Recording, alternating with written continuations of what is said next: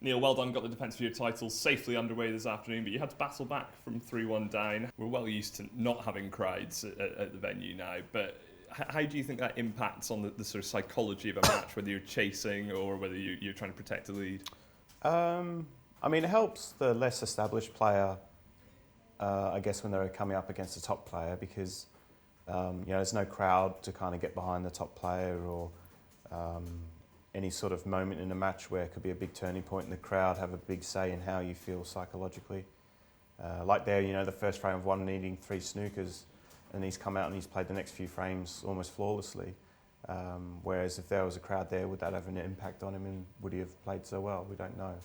So it's just something that everyone's going to have to get used to, where we're not the only sport where we're struggling with the crowds and stuff, and you can feel a little bit flat out there. Especially during the World Championships, I felt kind of flat in a few sort of sessions that I played in. You just need to find something that gets you switched on to have a positive outcome when you're out there. So given that lack of the crowd and lack of the extra pressure on him, does that make the comeback for you this afternoon even more pleasing?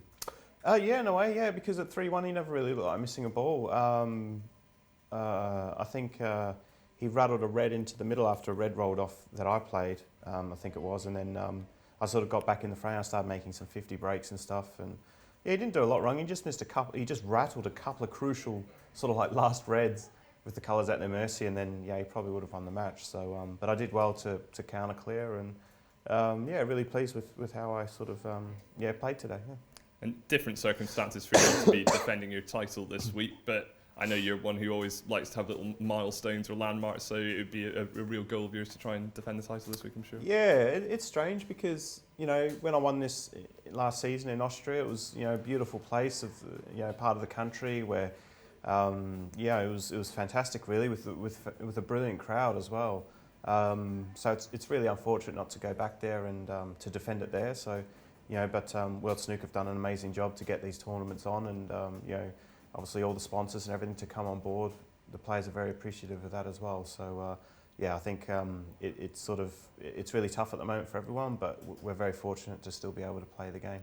Yeah, there's still big stakes in this series. It's now a 6-tournament BetVictor European Series with the Championship League and the Welsh Open added in. You were pipped to that by Judd last year, but it's a real incentive for players to try and perform well in these events. Yeah, it is. Yeah, it's sort of it certainly adds something. I think generally speaking, the person who would be in line for that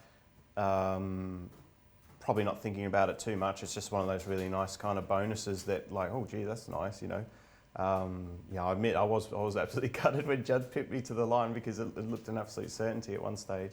I had a brilliant season, so I can't really sort of look back on that. But it's like I say, it's just fantastic that the sponsors are still putting in the prize fund available to the players, because a lot of the lower ranked players really need these tournaments. Not so much the top players who have myself, Judd, and Ronnie, who have had really good seasons. The lower ranked boys really need this prize money. Well, good win today, Neil, and good luck for the rest of the week. All right, cheers, bud.